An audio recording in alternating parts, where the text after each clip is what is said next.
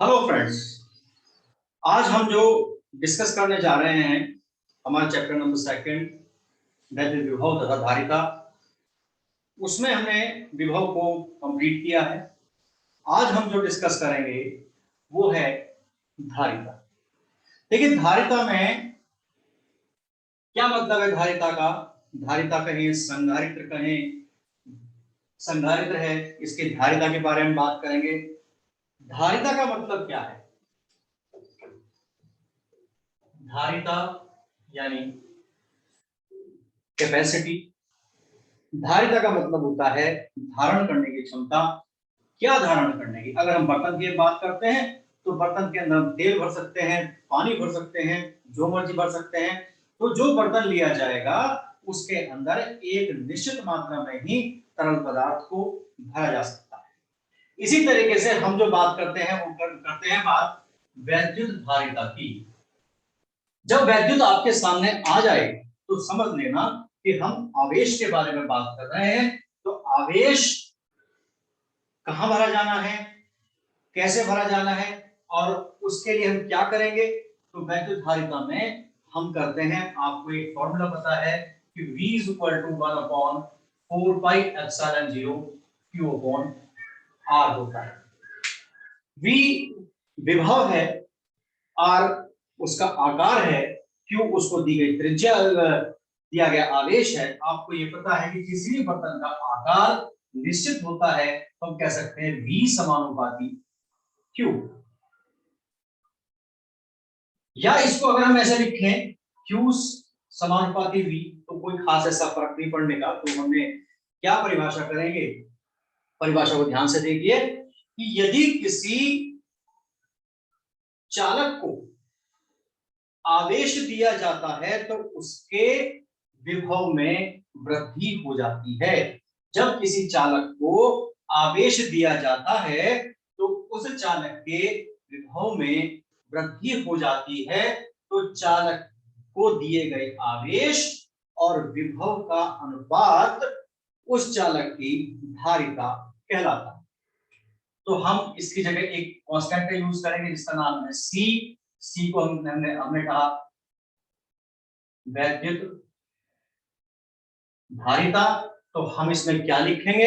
हम लिखेंगे जब किसी चालक को, ध्यान से लिखिए, जब किसी चालक को आवेश दिया जाता है तो उस चालक के विभव में वृद्धि हो जाती है। तो उस चालक के विभव में वृद्धि हो जाती है। तो चालक को दिए गए आवेश और उसमें होने वाली विभव वृद्धि का अनुपात उस चालक की वैद्युत धारिता कैपिटल सी कहलाता है। यहां तक हमने बात कर ली है। अब देखिए कैपिटल सी की का मात्रक क्या होना चाहिए। मात्रक होना चाहिए, मात्रक की हम बात करेंगे कूलाम प्रति वोल्ट, क्योंकि क्यू का क्या मात्रक है, कूलाम है, और वी का क्या है, वोल्ट। तो कूलाम प्रति वोल्ट हम इसका मात्रक लेके चलेंगे। तो ये तो बात हो गई कि अब हम बात करते हैं कि भाई इसका मात्रक कूलाम प्रति वोल्ट है तो इसे क्या कहते हैं। इस मात्रक को फैरड, फैरड कैपिटल एफ भी कहते हैं। अब इसके बाद में हमारे पास परिभाषा आती है कि भाई एक फैरड, एक फैरड की परिभाषा करो। तो हम एक फैरड की परिभाषा करेंगे। एक फैरड की परिभाषा क्या होनी चाहिए? कहते हैं कि यदि Q बराबर 1 कूलाम, V बराबर 1 वोल्ट, तो C बराबर 1F। 1F का मतलब क्या हुआ कि यदि परिभाषा क्या होगी, इसके बाद आप परिभाषा लिखेंगे, एक फैरड की परिभाषा लिखेंगे। तो एक फैरड की परिभाषा क्या लिखी जाएगी? लिखिए, यदि किसी चालक को 1 कूलाम आवेश देने पर, यदि किसी चालक को 1 कूलाम आवेश देने पर उसके विभव में होने वाली वृद्धि, उसके विभव में होने वाली वृद्धि 1 वोल्ट हो, 1 वोल्ट हो, तो उस चालक की धारिता 1 फैरड कहलाती है। क्या कहलाती है? उस चालक की धारिता 1 फैरड कहलाती है। बहुत आसानी से हम इसको कर सकते हैं, बहुत टिपिकल नहीं है, बहुत बिल्कुल आसान है। धीरे धीरे करके हम आगे बढ़ेंगे, इसको नोट करते रहिए साथ साथ में। इसके बाद हम बात करते हैं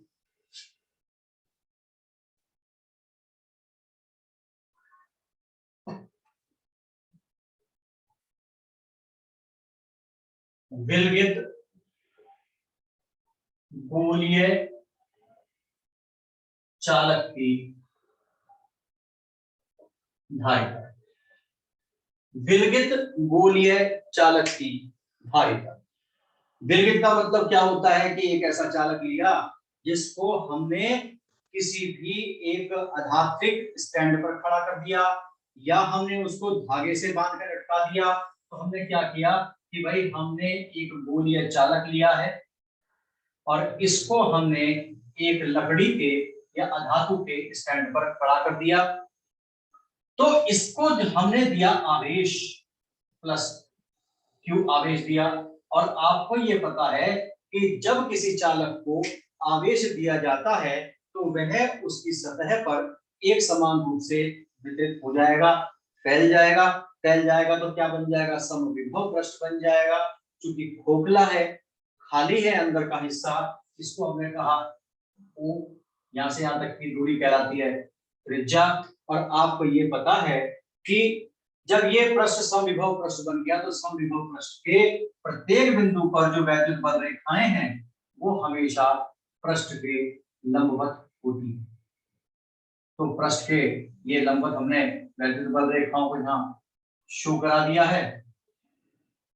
और आपको पता है कि इसके भीतर वैद्युत क्षेत्र की जो तीव्रता होती है वो 0 होती है, क्योंकि समविभव पृष्ठ में जो आवेश होता है वो केवल पृष्ठ के ऊपर होता है, पृष्ठ के भीतर कोई आवेश नहीं होता। इसलिए समविभव पृष्ठ के भीतर वैद्युत क्षेत्र की तीव्रता 0 ली जाती है।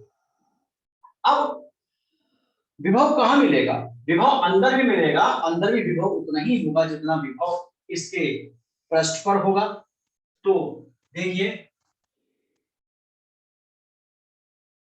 पृष्ठ पर विभव V बराबर है 1/4πε0 Q/R। हम बाहर की बात नहीं कर रहे हैं, हम केवल इसके पृष्ठ की बात कर रहे हैं। ये बात आपको ध्यान रखने की इसके अंदर बहुत इंपॉर्टेंट बात है, बहुत ज्यादा इंपॉर्टेंट। इसके अंदर मैं इसलिए कह रहा हूं क्योंकि आपको पता है कि बाहर इसके पृष्ठ पर विभव उतना ही होगा जितना इसके भीतर होगा, क्योंकि समविभव पृष्ठ है। समविभव पृष्ठ का मतलब होता है जहां ऐसा पृष्ठ जिसके प्रत्येक बिंदु पर विभव की वैल्यू समान होती है, हम क्या कहते हैं? समविभव पृष्ठ कहते हैं। और लेकिन हम जब हम बाहर जाएंगे, पृष्ठ से बाहर जाएंगे, तो हमारे जो त्रिज्या है वो कैपिटल R से बढ़ जाएगी। उस अवस्था में विभव की वैल्यू कम हो जाएगी। तो हमें तो केवल इसकी धारिता की बात करनी है कि कितनी धारण कर सकता है, आवेश को धारण कर सकता है। चूंकि आपको ये पता है परिभाषा से C बराबर होता है Q/V के। चारों ओर का जो माध्यम है वो है वायु या निर्वात। दूसरे माध्यम की हम बात करेंगे बाद में। उस कंडीशन में हमने वायु और निर्वात है तो यहाँ पर हमने फॉर्मूला लिया है V = 1/4πε0 Q/R लिया है। यहाँ रखेंगे वैल्यू, इसलिए C बराबर Q यहाँ रखा। रिवर्स कर लो value, 4πε0 R divide by Q। Q से Q कैंसिल हो गया तो C बराबर 4πε0 R। तो इसमें एक बात नोटिस करेंगे आप कि अगर माध्यम वायु या निर्वात है तो उस कंडीशन में 4πε0 वैल्यू होती है, लेकिन ये कांस्टेंट है तो C की वैल्यू किस पर डिपेंड करती है? R पर डिपेंड करती है। अब दूसरी कंडीशन देखिए कि यदि चारों ओर का माध्यम वायु या निर्वात के अलावा अन्य हो, वायु या निर्वात के अलावा अन्य हो, तो क्या होगा भाई? तो ऐसी कंडीशन में इस फॉर्मूले के अंदर चेंज आएगा। हमने लिखा C dash 4 pi epsilon r, क्योंकि त्रिज्या चेंज नहीं होनी है। चेंज क्या होगा? माध्यम के अकॉर्डिंग उसका एक कांस्टेंट चेंज होगा। चूंकि एप्सिलॉन बराबर होता है k एप्सिलॉन 0 के, इंप्लाइज करके C डैश बराबर लिखेंगे 4 पाई एप्सिलॉन 0 k r। इसमें आप ध्यान दीजिए कि पहली समीकरण हमने इसे मान ली है, दूसरी समीकरण हमने इसे मान ली है।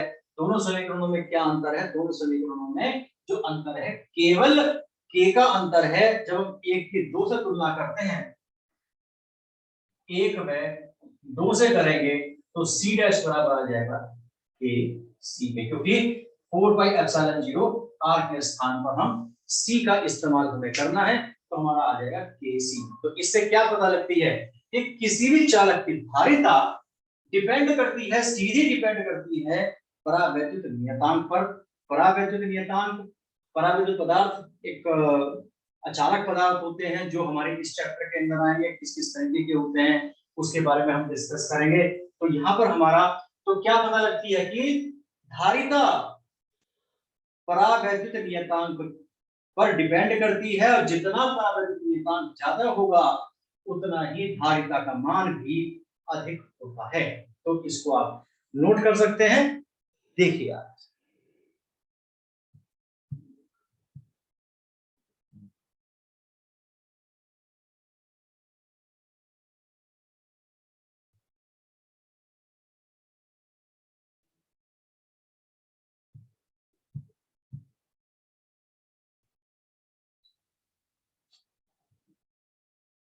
उम्मीद है आप लोगों ने ये नोट कर लिया होगा। तो हम इसमें थोड़ा सा हम आगे की ओर बढ़ते हैं।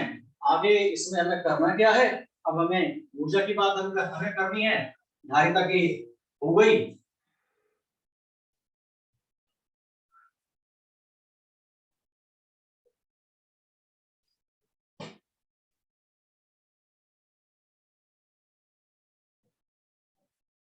चालक की वैद्युत स्थितिज ऊर्जा, चालक की वैद्युत स्थितिज ऊर्जा। देखिए, किसी भी चालक को पहली बात समझिए कि ऊर्जा है क्या। ऊर्जा अपने आप उत्पन्न नहीं होती है, उसको वो एक रूप है जो कि एक कार्य जो है ऊर्जा के रूप में कन्वर्ट होता है, चाहे वो गतिज ऊर्जा के रूप में हो, चाहे वो स्थितिज ऊर्जा के रूप में हो, लेकिन मूल चीज उसके अंदर है कार्य करना। तो जब हम किसी चालक को आवेश देंगे तो उसके लिए हमें किस चीज की आवश्यकता पड़ेगी? उसके लिए हमें कार्य की आवश्यकता पड़ेगी। तो सबसे पहले क्या लिखेंगे?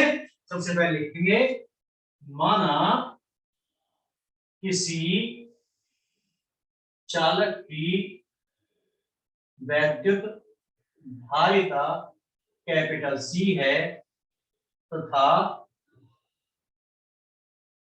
उसको Q आवेश देने पर उसके विभव में वृद्धि कैपिटल V हो जाती है। तो आपको पता है कि C बराबर होता है Q अपॉन V के, implies that Q is equal to CV की हम बात करेंगे, ये हमारा एक फॉर्मूला भी है। माना V विभवांतर पर चालक को dq आवेश देने में किया गया कार्य dw हो तो, dw हो तो आपको पता है विभवांतर की परिभाषा से। विभवांतर की परिभाषा क्या कहती है? V बराबर D W upon D Q. V बराबर डी डब्ल्यू अपॉन डी। तो देखिए इसे क्या लिखेंगे? डी डब्ल्यू बराबर हो गया V इंटू डी क्यू के बराबर हमारा हो। अब क्या करते हैं, इसके अंदर V की वैल्यू यहां पर हमें रखनी है। यहां से V की वैल्यू इम्प्लाइज दैट V की वैल्यू आ गई Q अपॉन C। तो रखिए वैल्यू, इसमें क्या आएगा? डी डब्ल्यू बराबर आएगा Q upon C into D Q के बराबर आएगा। अब परिवर्तन किस में है? परिवर्तन है आवेश में, धारिता नहीं बदल रही है। आवेश दिया गया है, आवेश 0 से लेकर के कुछ वैल्यू तक दिया गया है, वो तो उसमें हमारा कार्य डी डब्ल्यू हुआ है। तो संपूर्ण कार्य की हम बात करते हैं,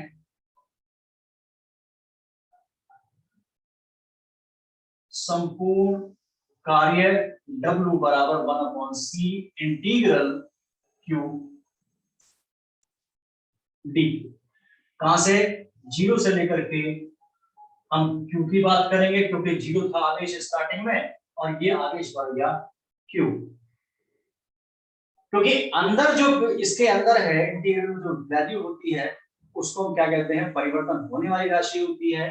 और जो नीचे और ऊपर लिखी हुई होती है ये वैल्यूज के रूप में होती है, जो लिमिट्स कहलाती हैं।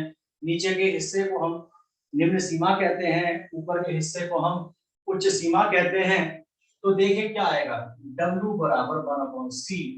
फॉर्मूला होगा 1 + 1 और 1 + 1 और 0 से लेकर के Q तक। मैं फॉर्मूला अभी नोट करा रहा हूं आपको। 1 अपॉन 2C, यहाँ 2 हो गया, ये हो गया Q square 0 to Q 1 upon 2C Q square minus 0 square तो Q स्क्वायर अपॉन 2C। ये हमारा फॉर्मूला यहाँ पर आ गया। इसी तरीके से इसको नोट करना है तो क्या लिखेंगे? यह कार्य ही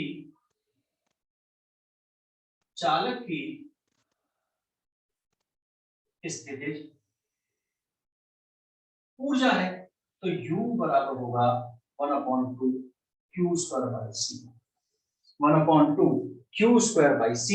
ये हमारी एक रूप हमारा इसका आ गया। चलिए आगे इसके अंदर बढ़ते हैं, इसको नोट करते रहिए साथ साथ में। कोई समस्या हो तो आप लोग मुझसे पूछ सकते हैं।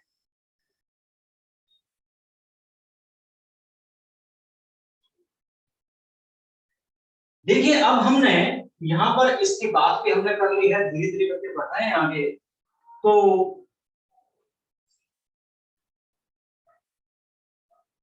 अब दूसरा रूप निकालते हैं, चूंकि Q बराबर होता है C। तो इसमें रखिए U बराबर होगा 1/2 C square V square upon C। हमने इस Q की वैल्यू को Q स्क्वायर की जगह रखा है। यहाँ Q स्क्वायर आपको शायद चमक नहीं रहा होगा, लेकिन अब दीजिए आप चमक जाएगा।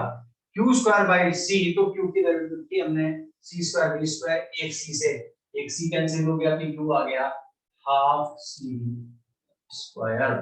दूसरा फॉर्मूला हमारा ये बन गया, एक तो हो गया half Q square by C, दूसरा हो गया C। दूसरा एक फॉर्मूला और बनना है, कौन सा फॉर्मूला होगा? वो Q और V के रूप में होगा। अब देखिए इससे Q की C की वैल्यू रखते हैं, इससे C की वैल्यू हमारी आएगी Q बाई V। इसमें रखिए तो Q बराबर होगा 1/2 Q by V into V square. एक V से V ने हाथ मिला लिया तो बचा हाफ QV। इस तरीके से स्थितिज ऊर्जा के अतः U बराबर आ गया half QV half CV square half Q square by C। इस तरीके से हमारे स्थितिज ऊर्जा के तीन फॉर्मूले आए हैं। U बराबर 1/2 Q square QV, 1/2 CV square, 1/2 Q square upon C। इस तरीके से हमने इसके ये तीन फॉर्मूले इसमें हमने कंप्लीट किए। तो कैसे रखे जाने हैं? जैसी वैल्यू दे रखी है वैसी वैल्यू आप इसमें रखिए। तो आप बिल्कुल आसानी से इसको कर सकते हैं। तो इन टॉपिक्स को धीरे धीरे करके देखिए थोड़ा थोड़ा करते चलें, बहुत आसानी से हो जाएगा। इन टॉपिक्स को नोट करते रहिए, कोई समस्या हो मेरा नंबर आप लोगों के पास है, नहीं है तो आप नोट कर लें 9412096943। इस पे आप मुझे मैसेज भी कर सकते हैं और इस पर आप मुझे व्हाट्सएप भी कर सकते हैं 9412096943। तो इस तरीके से हमने ये कंप्लीट करे हैं। बहुत ज्यादा टिपिकल नहीं है, लेकिन आप लोग जैसे जैसे करते चलेंगे वैसे वैसे हम लोग भी साथ साथ आगे बढ़ते चलेंगे। जितना रेस्पॉन्स आप लोग हमें देंगे हम उतनी ही बेटर कोशिश करेंगे कि अपनी तरफ से कि और ज्यादा आप लोगों को हम अच्छा मैटर दें, अच्छा मटेरियल दें।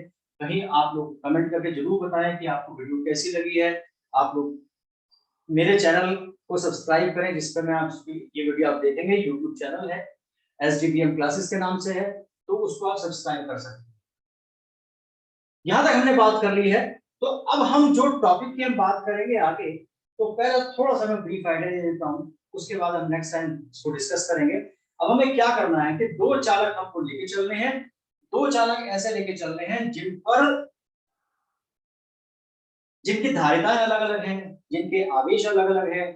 तो अब आवेश ऐसे चालक जिनके धारिताएं अलग अलग हो, जिनके आवेश अलग अलग हो, उनके विभव भी अलग अलग होंगे।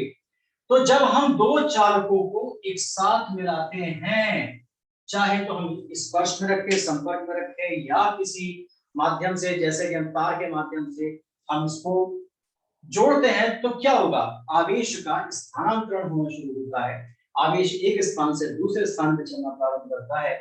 और कैसे करता है, करता ऐसे है कि ऊंचे विभव वाले चालक से नीचे विभव वाले चालक की ओर बढ़ते जाना है। कब तक बढ़ते जाना है, जब तक कि दोनों के विभव समान नहीं हो जाते। तो ऐसी अवस्था में जब दोनों के विभव एक जैसे हो जाएंगे, विभवांतर 0 हो जाएगा। जब तक विभवांतर नहीं होगा जब तक आगे नहीं आवेश का प्रभाव हो सकता। लेकिन जब डिफरेंस आएगा तो निश्चित रूप से आवेश का प्रभाव होगा। जब विभव समान हो गए उस विभव का नाम हम देते हैं उभयनिष्ठ विभव। इस टॉपिक को हम ज्यादा आगे नहीं बढ़ाएंगे, इस टॉपिक को हम नेक्स्ट टाइम करेंगे। आप लोग इसको नोट करिए, कोई समस्या हो डिस्कस करें।